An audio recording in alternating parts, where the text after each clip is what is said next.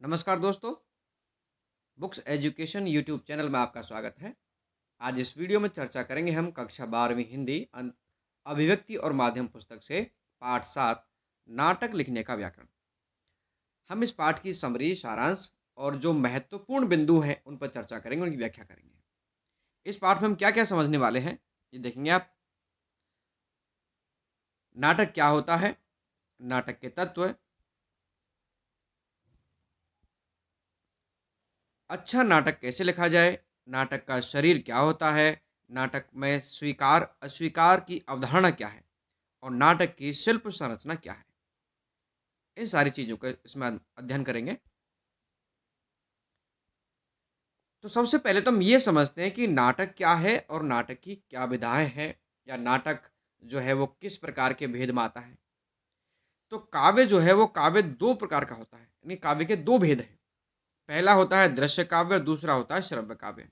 अब इनके भी अलग अलग भेद होते हैं, तो हम ज़्यादा भेदों पर चर्चा नहीं करेंगे क्योंकि हमें केवल नाटक को पढ़ना है। तो हम इसके दो भेद जो हैं वो मुख्य रूप से उनकी चर्चा करेंगे कि दृश्य काव्य होता है, उसमें नाटक आता है, नाटक।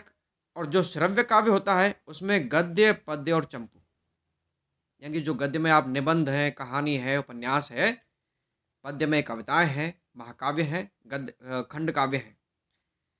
इस तरह की जो सारे रचनाएं हैं वो श्रव्य काव्य में आती हैं, कि इनको पढ़ा जाता है और सुना जाता है। लेकिन जो नाटक है उस नाटक को हम देखते हैं, सुनते हैं और किताब में उसको पढ़ते भी हैं। ये तीनों काम आता है। लेकिन मुख्य अंतर जो होता है, मुख्य अंतर इसमें होता है देखने का अंतर होता है, दृश्य का अंतर होता है। क्योंकि नाटक में दृश्य दिखाई देते हैं, कविता में, निबंध में, उपन्यास में, कहानी में इनमें चित्र नहीं होते, इनमें दृश्य नहीं होते हैं। तो सबसे पहला जो पॉइंट है वो इसमें क्या है, वो है नाटक में समय का बंधन। कि जो नाटक लिखा जाता है उस नाटक को किसी ना किसी मंच पर दिखाया जाएगा, रंगमंच पर दिखाया जाएगा। यदि वो नाटक रंगमंच पर दिखाने लायक नहीं है, इसका मतलब है कि वो नाटक नहीं है। तो नाटक को जब दिखाएंगे तो उसकी निश्चित समय सीमा होती है, समय का बंधन होता है उसमें कि हाँ, हमें इतने समय में नाटक खत्म हो जाना चाहिए। नहीं तो यदि उसके समय का पता ही नहीं होगा कि वो 10 घंटे चलेगा, 20 घंटे चलेगा, 25 घंटे चलेगा, तो नाटक का जो कथानक है वो बिगड़ जाएगा और नाटक का जो अभिनय वो भी बिगड़ जाएगा, नाटक का स्वरूप खत्म हो जाएगा। तो पहले से ही तय किया जाता है कि नाटक आधा घंटे का होगा, 1 घंटे का होगा, 2 घंटे का होगा।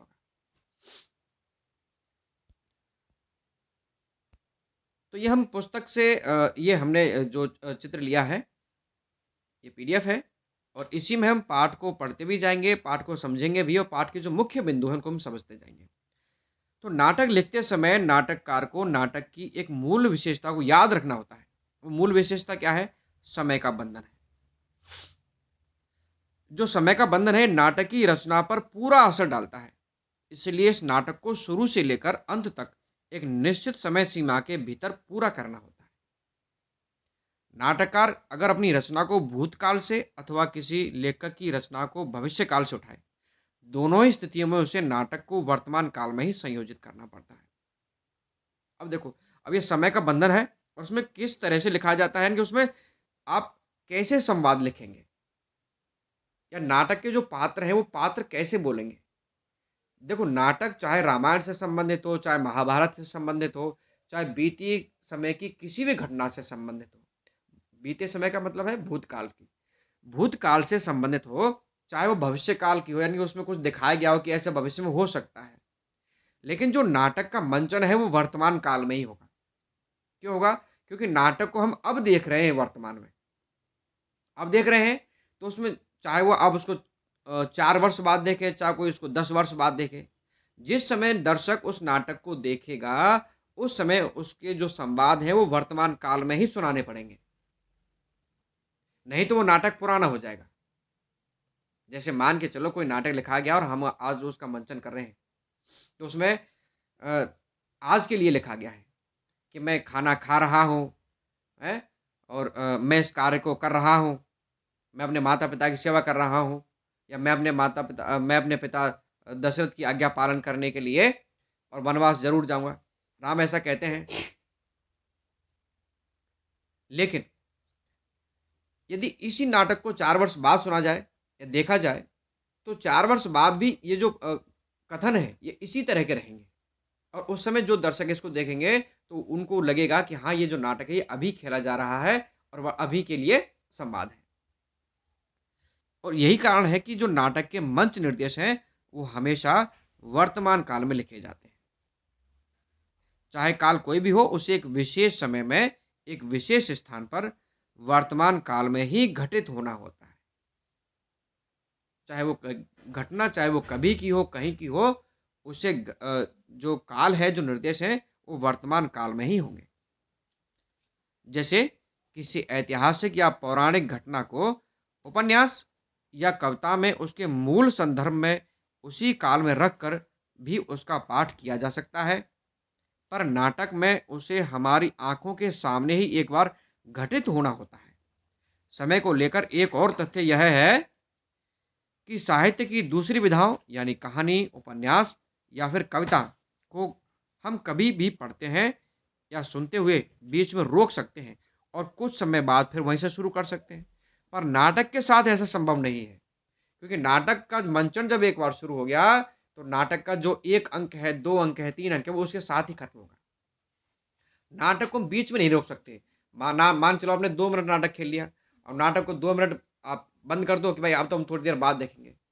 तो मंच को आपको सजाए रखना, मान के चलो आपको 4 दिन बाद देखना हो, 10 दिन बाद देखना हो, तो मंच को इतने दिन तक सजाए नहीं रखा जा सकता। पात्रों की जो वेशभूषा है, जिस तरह की वो सजावट करते हैं, उसको भी एक जैसा नहीं रखा जा सकता। तो हमें नाटक को निश्चित अवधि में खत्म करना होता है। तो कविता, कहानी, उपन्यास जो होते हैं, उनमें और नाटक में एक समय का अंतर होता है कि कविता कहानी है, उसको आप आज मान के चलो आपने 10 पंक्तियां पढ़ ली, आप उसको चाहे साल भर बाद 10 पंक्तियों से आगे जो 11वीं पंक्ति वहां से फिर से शुरू कर दो। लेकिन नाटक में ऐसा नहीं हो सकता। नाटक का जो दृश्य है, जो देखना है, वो आपको लगातार देखना पड़ेगा, नहीं तो उसकी जो कहानी है वो निकल जाएगी। अब एक नाटककार को यह भी सोचना जरूरी है कि दर्शक कितनी देर तक किसी कहानी को अपने सामने घटित होते देख सकता है। नाटक में किसी भी चरित्र का पूरा विकास होना भी जरूरी है। चरित्र का पूरे विकास का मतलब है कि यानी नाटक का जो पात्र है, उस पात्र के बारे में भी दर्शकों को जानकारी पूरी मिल जानी चाहिए कि हाँ, ये जो पात्र है ये इस तरह का है और यह करना चाहता है। तो आपको पात्र की जो चरित्र है वो भी पूरा दिखाना है और समय जो नाटक का समय है उसका भी ध्यान रखना है। तो इसलिए समय का ध्यान रखना भी जरूरी हो जाता है। नाटक में 3 अंक होते हैं, इसलिए उसे भी समय को ध्यान में रखकर बांटने की जरूरत है। यदि हम भरत लिखित नाट्यशास्त्र, ये भरत एक लेखक हैं, नाटककार रहे हैं। इन्होंने नाट्यशास्त्र नाम का एक ग्रंथ लिखा था। इसको भी देखें तो उसमें भी नाटककारों से यह अपेक्षा की गई थी कि नाटक को के हर एक अंक की अवधि कम से कम 48 मिनट की हो। यानी नाटक का एक अंक की अवधि कितनी हो? 48 मिनट हो। ये आदर्श है। इसमें थोड़ा बहुत ऊपर नीचे हो जाता है, चल जाता है। अब फिल्में देखते हैं, फिल्म भी 2 से ढाई घंटे की होती है। इसमें सीरीज बनानी है पर 2-2 3-3 घंटे की, फिर वो और ज़्यादा बनाते हैं, अलग अलग उसके पार्ट हो जाते हैं। तो इसी तरह से जो नाटक है, आप चंद्रगुप्त, स्कंदगुप्त, ध्रुव स्वामिनी, ठीक है, संस्कृत के भी नाटक आप उनमें देखेंगे तो उनमें भी नाटक के अंक होते हैं। अब आते हैं हम नाटक के तत्वों पर, क्योंकि जो कहानी है, नाटक है, उपन्यास है, इनमें कुछ चीज़ें बिल्कुल सामान्य होती हैं, एक जैसी होती हैं।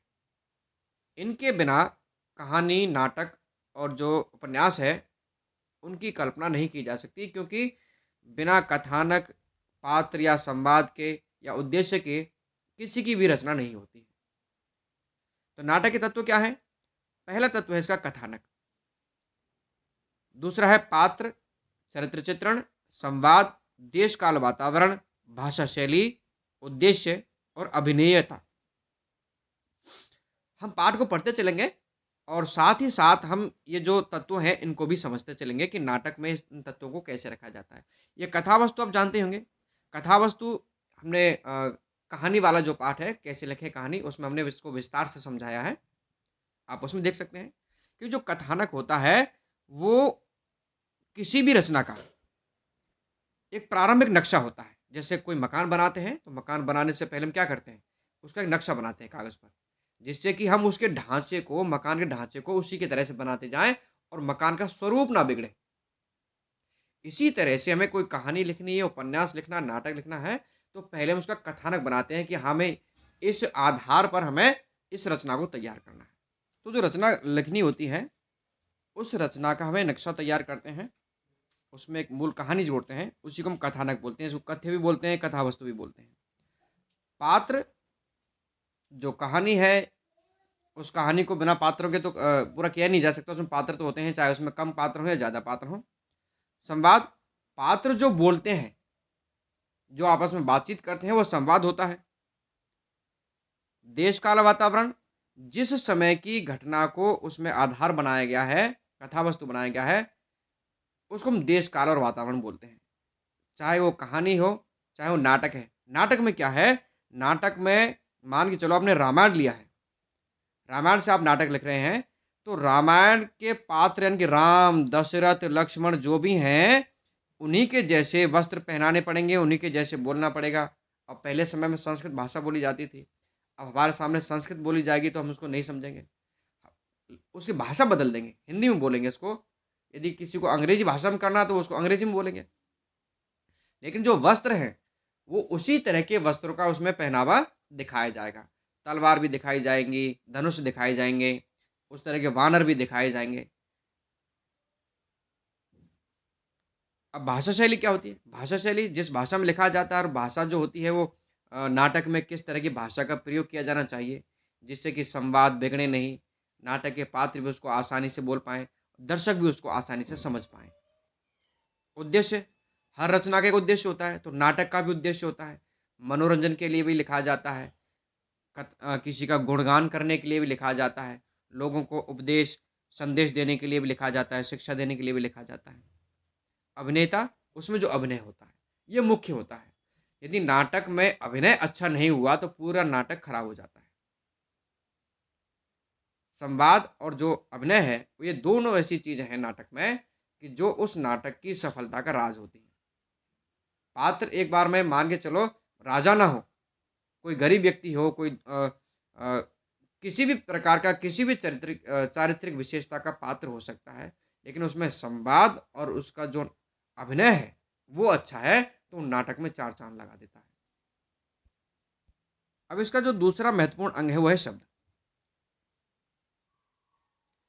वैसे तो साहित्य की सभी विधाओं के लिए आवश्यक होता है, लेकिन जो शब्द है, बिना शब्द के तो कोई रचना लिखी नहीं जा सकती।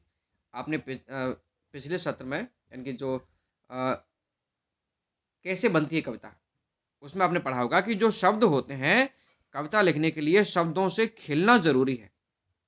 शब्दों से खिलना नहीं, शब्दों को तोड़ मरोड़ कर आगे रखो, पीछे रखो, किसी शब्द को कहीं रख दो, किसी में कैसी मात्रा जोड़ दो, तो उनसे खिलना बहुत जरूरी है। तो इसी तरह से नाटक में जो नाटक में भी ऐसे होता है। तो साहित्य की ही दो विधाओं यानी कविता और नाटक, इनके लिए शब्द का विशेष महत्व होता है। शब्द यानी जो कविता में शब्दों को चुन चुन कर रखा जाता है, कहीं शब्द जो है वो उसका अंत में तुक बननी चाहिए, ऐसी नाटक है। नाटक में शब्दों का बड़ा महत्व होता है। यदि नाटक में शब्द के बोलने में उतार चढ़ाव, लहजा और उसकी प्रासंगिकता की, हाँ ये शब्द इस समय बोला जाना चाहिए या नहीं बोला जाना चाहिए, तो इन चीजों का ध्यान रखा जाता है। नाटक की दुनिया में शब्द अपनी एक नई, निजी और अलग अस्मिता ग्रहण करता है। हमारे नाट्य शास्त्र में भी वाचिक अर्थात बोले जाने वाली शब्द को नाटक का शरीर कहा गया है। जो वाचिक है, यानी कि वाचिक क्या होता है, बोले जाने वाला शब्द, उसको नाटक का शरीर कहा गया है।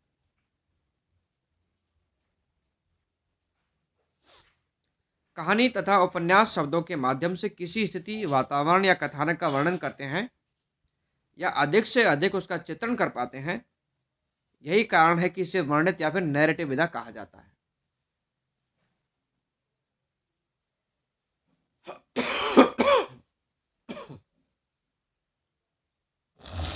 बेटा पीयूष, बाहर का गेट बंद कर दो यार, बार बार आवाज आती है, बार बार खोलते हो तो पता ही नहीं जान क्या चक्कर है।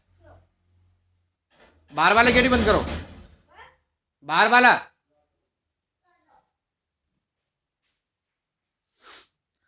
अब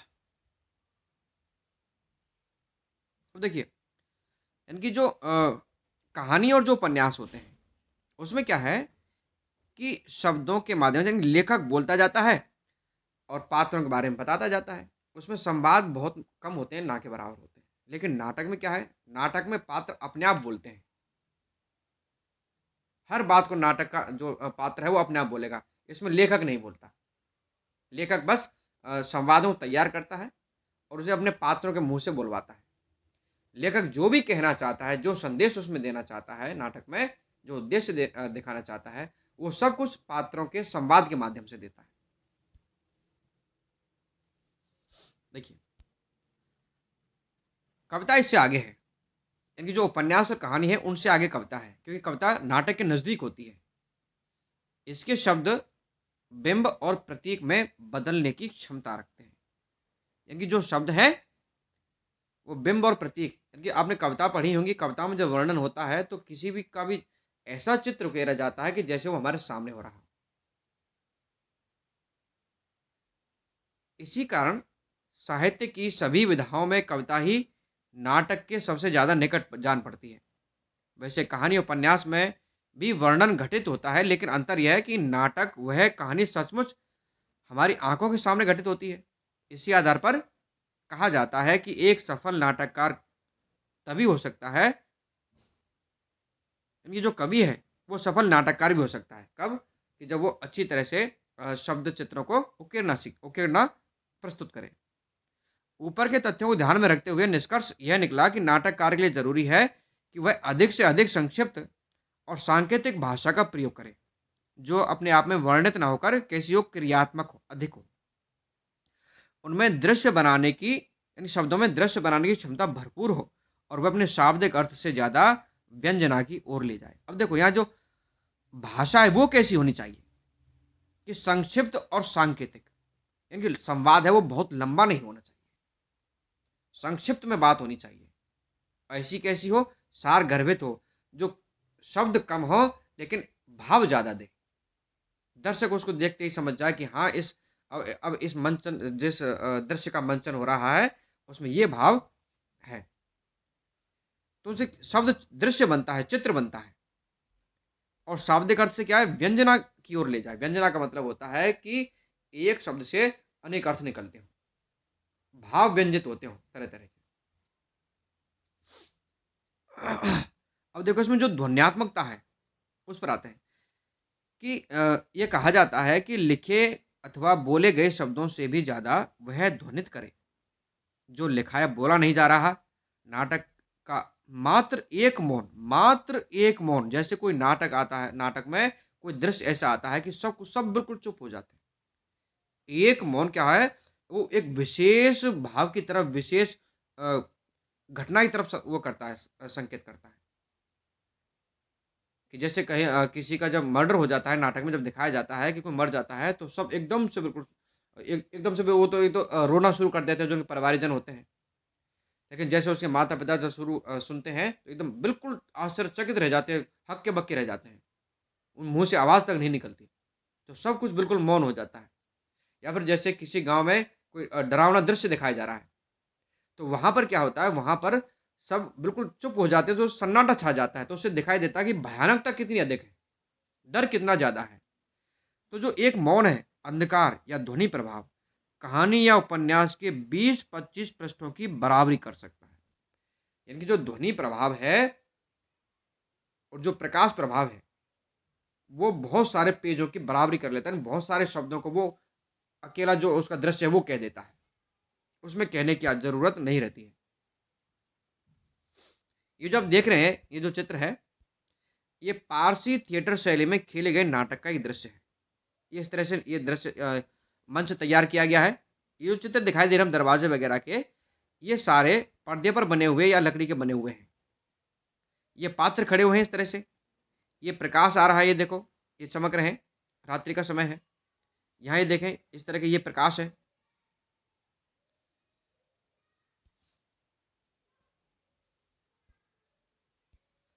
अब एक नाटक के लिए जरूरी होता है उसका कथ्य।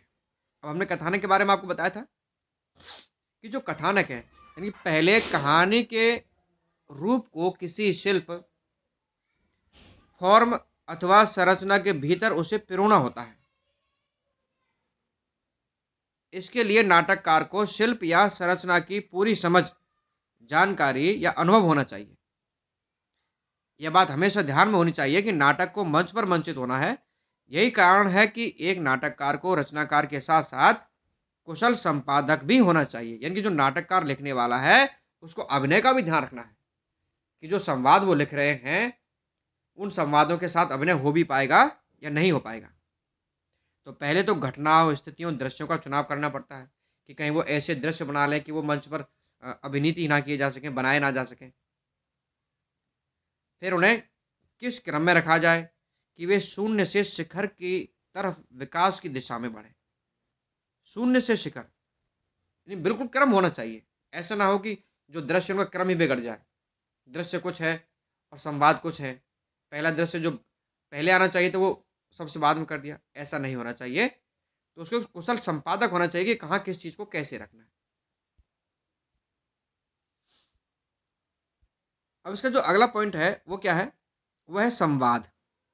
संवाद नाटक का सबसे जरूरी और सशक्त माध्यम है। संवाद के बिना नाटक सफल नहीं हो पाता। वैसे तो मूक नाटक भी होते हैं पहले, जो मूक फिल्में आती थी, गूंगी फिल्में, जिनमें हाथ और पैरों के इशारों से या बोलने का इशारा होता था, उनसे अभिनय होता था।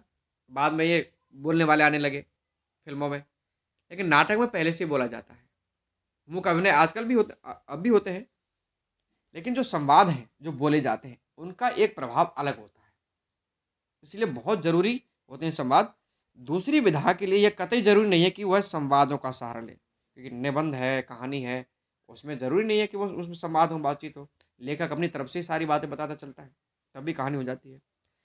लेकिन नाटक का तो उसके बिना काम ही नहीं चल सकता। नाटक के लिए तनाव, उत्सुकता, रहस्य, रोमांच और अंत में उपसंहार जैसे तत्व अनिवार्य हैं। ये जो सारी चीजें किस में आती हैं? संवाद में आती हैं।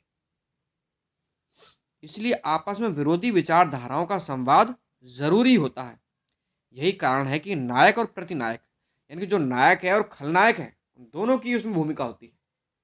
नाटक में केवल नायक नायक हो और दूसरी तरफ खलनायक ना हो तो भी नाटक जमता नहीं है। तो अच्छे और बुरे दोनों ही व्यवहारों के उसमें पात्र होते हैं। सूत्रधार की परिकल्पना भारतीय तथा पाश्चात्य काव्य शास्त्र में आरंभ से ही की गई थी। इन भारतीय, पाश्चात्य मतलब जो विदेशी है, जो विदेशी नाट्य शास्त्र है, उसमें नायक प्रतिनायक और सूत्रधार, इनकी कल्पना पहले से की गई। ये चीजें तो उसमें होनी चाहिए। अब और क्या चीज है? कौन सी चीज है जो एक सशक्त नाटक को एक कमजोर नाटक से अलग करती है? ऐसी कौन सी चीज है? वह है क्या है?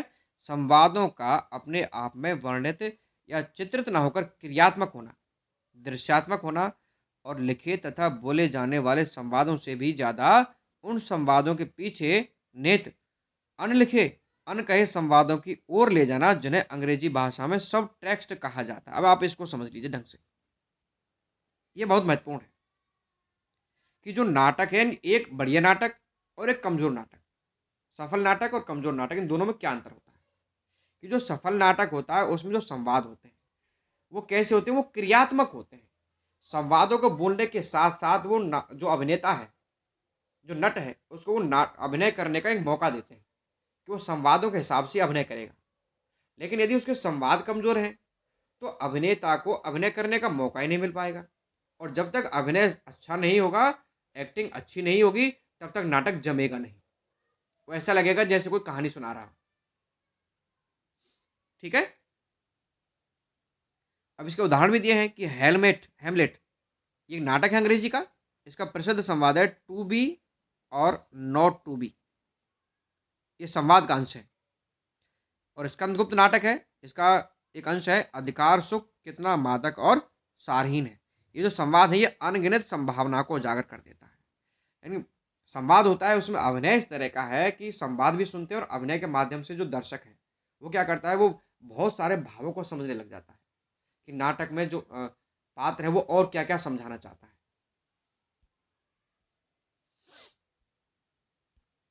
अब क्या है कि नाटक स्वयं एक जीवंत माध्यम है, बिल्कुल जीवंत माध्यम है, क्योंकि नाटक सामने खेला जाता है, बिल्कुल उसको जीवित पात्र खेलते हैं, तो जीवंत माध्यम तो है ही। कोई भी दो चरित्र जब भी आपस में मिलते हैं तो विचारों के आदान प्रदान में टकरावट पैदा होना स्वाभाविक है, बिल्कुल सही है। कोई भी दो पात्र मिलेंगे तो उनमें कुछ ना कुछ बात बनेगी, चाहे वो एक दूसरे के विरोध की हो, चाहे वो सहमति की हो। और यही कारण है कि रंगमंच प्रतिरोध का सबसे सशक्त माध्यम है। जो रंगमंच है, प्रतिरोध प्रतिरोध का मतलब है कि एक दूसरे का विरोध करना, उसका बिल्कुल सशक्त माध्यम है। वह कभी भी यथास्थिति को स्वीकार ही नहीं कर सकता। इस कारण उसमें अस्वीकार की स्थिति भी बराबर बनी रहती है। अब देखो, एक तो स्वीकार और अस्वीकार, ये हमने आपको बताया था कि जो स्वीकार और जो अस्वीकार है, इन दोनों की अवधारणा होती है नाटक में। यदि स्वीकार कर लिया आसानी से तो कथा बहुत अच्छी तरह से और रुचिकर ढंग से आगे नहीं बढ़ पाती, उसमें आनंद कम हो जाता है। लेकिन जैसे ही उसमें असहमति आती है, उसमें अस्वीकार आता है, तो कथा में रुचि बढ़ती जाती है। जैसे हम नाटक देखते हैं, कोई भी आप अमर सिंह राठौड़ एक नाटक है वो देखिए, स्कंदगुप्त देखिए, चंद्रगुप्त देखिए, आप तमाम तरह की जो फिल्में हैं वो देखते हैं, उसमें विरोध होता है, नायक में और खलनायक में विरोध होता है, या नायक में और नायक को जो परिवार है उसमें विरोध होता है, बातचीतों में, व्यवहार में विरोध होता है। तो वो चीज़ें क्या हैं, वो चीज़ें दर्शकों को आकर्षित करती हैं कि हाँ, अब नाटक जो नायक है वो क्या करने वाला है, अब जो उसके परिवार वाले हैं वो क्या करने वाले हैं, या अब खलनायक क्या करने वाला है। तो ये उसकी जिज्ञासाओं को बढ़ाता है। तो कोई भी जीता जागता संवेदनशील प्राणी वर्तमान परिस्थितियों को लेकर असंतुष्ट हुए बना नहीं रह सकता। मजे की बात यह है कि जिस नाटक में इस तरह की असंतुष्टि, छटपटाहट, प्रतिरोध, अस्वीकार जैसे नकारात्मक तत्वों की जितनी ज्यादा उपस्थिति होगी, वह उतना ही गहरा और सशक्त नाटक साबित होगा। ये जो चीजें हैं, असंतुष्टि, छटपटाहट, प्रतिरोध और अस्वीकार, ये चीजें जिसमें आ जाएंगी, वो नाटक कैसा होगा, अधिक सशक्त होगा। उदाहरण के लिए अब लेकर उदाहरण देते हैं, इसमें क्या है कि जो अंधायुग नाटक है वो भी ऐसा ही है, तुगलक है। आप देखेंगे इनको तो आपको इसमें दिखाई देगा कितनी सारी असंतुष्टि और नकारात्मकता दिखाई देती है, जिसके आधार पर कथा आगे बढ़ती रहती है। और ऐसा भी होता है कि समर्थन में भी लिखे जाते हैं कि विचार व्यवस्था, तात्कालिक समस्याओं के समर्थन में भी नाटक लिखे गए हैं, लेकिन वे कभी भी बहुत दिनों तक चर्चा में नहीं रहे। क्योंकि जैसे आजकल भी आप देखते हैं कि सरकार के समर्थन में बहुत सारी फिल्में बनाई जाती हैं, लेकिन वो फिल्में इतनी ज़्यादा लोग बाग देखते नहीं हैं। लेकिन जैसे ही सरकार के विरोध में फिल्में बनती हैं, प्रदर्शन होते हैं, उनको लोग बाग बहुत पसंद करते हैं। और यही वजह है कि हमारे आधुनिक नाटककारों को राम की अपेक्षा रावण, प्रहलाद की अपेक्षा हिरण्यकश्यप और कृष्ण की अपेक्षा कंस अधिक आकर्षित करते हैं। ये ज़्यादा दमदार पात्र नजर आते हैं। क्यों आते हैं? क्योंकि खलनायक दमदार नहीं होगा तो नायक का चरित्र भी उभर करके सामने नहीं आएगा, निखरेगा नहीं। क्योंकि नायक को संघर्ष नहीं करना पड़ेगा, और जब तक संघर्ष नायक नहीं करेगा तब तक नाटक में निखार नहीं आता है, ना ही संवादों में उछाल आता है, ना उनके अभिनय में उछाल आता है।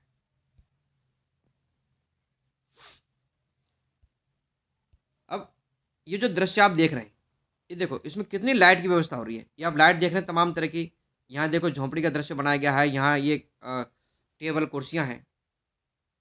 ये आधुनिक नाटक की एक रंगमंच सज्जा है। यानी आधुनिक नाटक जो खेले जाते हैं, बड़े बड़े जो स्टेडियम होते हैं, वहाँ वो सब कुछ बना देते हैं। महल की डिजाइन बना देंगे, कुर्सियां बना देंगे, तमाम तरह के जानवर हैं और जो बर्तन है वो असली में रख देते हैं। तो ये आधुनिक है।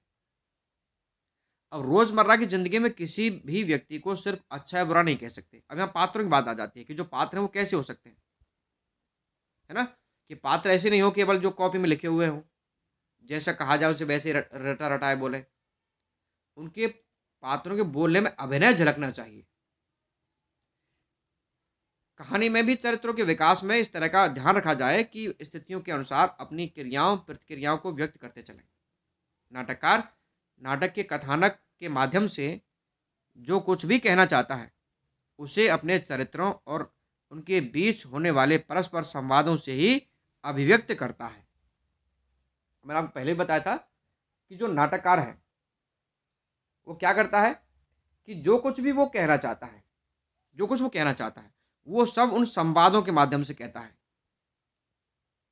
वो अपनी बातें संवाद पात्रों से कहलवाता है।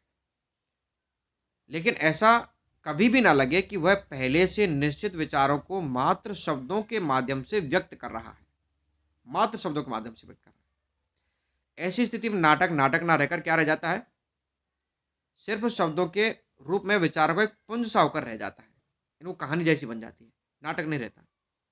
इसलिए ध्यान रखना चाहिए कि शब्दों को बोलने वाले पात्र मंच पर सचमुच के हाड़ मांस से युक्त जीवंत प्राणी होते हैं, ना कि कविता, कहानी और उपन्यास में उपस्थित रहने वाले शाब्दिक चरित्र। यानी नाटक में हाड़ मांस का शरीर होता है, बिल्कुल सजीव जो व्यक्ति है वो नाटक का अभिनय करता है, तो वही बोलता है। तो उनके जो संवाद हैं वो भी ऐसे लगने चाहिए कि हाँ, ये जीवित है, बिल्कुल कहानी और उपन्यास जैसे नहीं लगने चाहिए कि वो शब्द है। अतः संवाद जितने ज्यादा सहज, स्वाभाविक होंगे, देखो सहज और स्वाभाविक, बिल्कुल पात्रों के अनुसार होंगे, पात्रों के स्वभाव के अनुसार होंगे कि हाँ, राजा है वो राजा इसी तरह की बात करता होगा, मंत्री है वो मंत्री इसी तरह की सलाह देता होगा, इसी तरह के संवाद होने चाहिए। तो उतने ही दर्शक के मर्म को छुएंगे।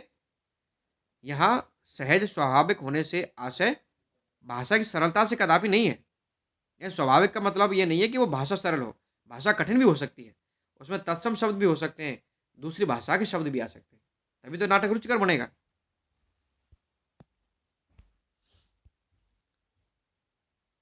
कि संवाद चाहे कितने भी तत्सम और क्लिष्ट भाषा में क्यों ना लिखे गए हों, स्थिति और परिवेश की मांग के अनुसार यदि वे स्वाभाविक जान पड़ते हैं, तब उनके दर्शक तक संप्रेषित होने में कोई मुश्किल नहीं होगी।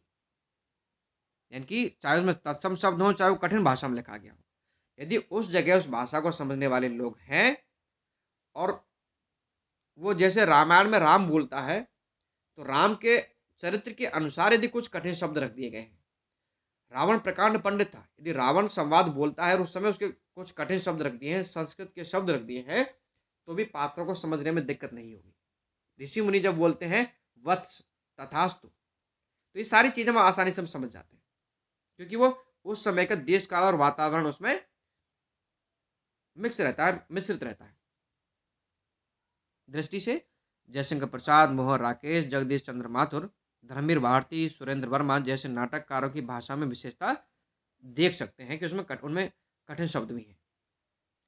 इसी के साथ दूसरा जो जुड़ा हुआ सवाल है वो होता है शिल्प और संरचना का, कि जो शिल्प और संरचना वो कैसी होनी चाहिए नाटक की। ऐसा ना हो बिल्कुल ही सरल भाषा में हो या बिल्कुल आम जन की भाषा में हो, यानी उसमें एक अपना एक स्तर होता है भाषा का, उसमें अंक होते हैं, दृश्य होते हैं, जिसके भीतर से नाटककार अपने कथ्य को व्यंजित करता है। देखो कुछ संस्कृत नाटक दिए गए हैं, स्वप्न वासव दत्ता है, अभिज्ञान शाकुंतलम है, मृच्छकटिकम है, उत्तर रामचरित, ये संस्कृत नाटकों का एक ढांचा है, जिसे हम पारिभाषिक शब्दावली में शास्त्रीय कहते हैं। जो संस्कृत के नाटक लिखे गए वो कैसे शास्त्रीय पद्धति में लिखे गए, लेकिन एक नए और धीरे धीरे नए तरह के नाटक बनते गए, जिन्हें हम लोक नाटक कहते गए। अब लोक नाटक क्या है, जिन्हें कोई भी बना लेता है, क्योंकि उसको भले ही शास्त्रीय तौर तरीके नहीं आते हैं, लेकिन वो नाटक दिखाना चाहता है, अपना संदेश देना चाहता है, तो उसे दूसरी तरह से घुमा फिरा करके बोलना शुरू कर देता है। उसमें कोई ना तो लिखित आलेख है और सब कुछ मौखिक रचना प्रक्रिया के माध्यम से घटित होता है, यानी कि वो उनके लिखने की जरूरत नहीं होती। जैसे नुक्कड़ नाटक है, नुक्कड़ नाटक वो बोलते जाते हैं, अब उसमें इतने सारे ना तो उसमें बहुत ज्यादा पात्र और उनके संवाद उनकी जरूरत होती है, वो अलग तरह से उसको करते जाते हैं। पारसी नाटकों का अपना एक अलग शिल्प होता है, जो शेर व शायरी, उसमें शेर शायरी होते हैं, गीत संगीत भी होता है, अतिरंजित संवादों पर आधारित होता है। यानी कि जो पारसी रंगमंच उसमें क्या है, आज की जो आप फिल्म देखते हैं उसमें गाना है, कॉमेडी है ना, और उसमें अलग तरह के सीन भी आते हैं, सुंदरता भी आती है। तो वो पारसी जो रंगमंच है, नाटक है, वो उनकी देन है। इब्सन की तर्ज पर यथार्थवादी नाटकों का अपना एक मुहावरा है, जो मुख्यतः गद्य पर आश्रित है। इनके अतिरिक्त नुक्कड़ नाटक की अपनी एक अलग अहमियत है। यह नाटककार को तय करना है कि वह इनमें से किसी एक तरह के शिल्प का चुनाव करे। यानी नाटककार तय करता है कि मुझे नुक्कड़ नाटक बनाना है या शास्त्रीय नाटक बनाना है या कोई रोमांस वाला नाटक बनाना है। अलग अलग विकल्पों के मिश्रण से भी एक अपनी एक नई शैली तैयार कर सकता है, करे, अथवा इन सबको छोड़कर बिल्कुल एक नया शिल्प लेकर प्रस्तुत हो, क्योंकि वो इनमें से भी कोई शिल्प अपना सकता है। नहीं तो वो अपने यदि उसको कोई और मौलिक शिल्प आता है या इनको किसी और तरह से भी लिख सकता है, अपने करवा सकता है, तो उस तरह का भी वो प्रस्तुत कर सकता है। प्राय कहा यह जाता है कि कथ्य अपना शिल्प स्वयं निर्धारित कर लेता है। कथ्य यानी जो उसकी कहानी है, कथा वस्तु है, वो शिल्प को यानी नाटक किस तरह का लिखा जाएगा उसको अपने आप तैयार करवा लेता है। यही सही स्थिति है। लेकिन जब जब नाटककार ने पहले शिल्प या संरचना को निश्चित कर लिया है और फिर उसमें से किसी कथ्य या कहानी को फिट करना चाहा, तो ऐसी कोशिशें बहुत दूर तक कामयाब नहीं हुई।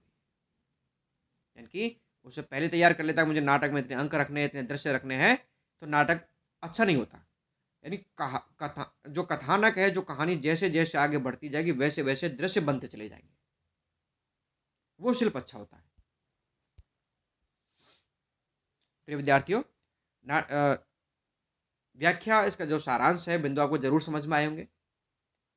आप हमारे चैनल को सब्सक्राइब जरूर करें, वीडियो को लाइक जरूर करें, अपने साथियों के साथ शेयर करना ना भूलें, जिससे कि वो भी इस वीडियो का लाभ उठा पाए। धन्यवाद।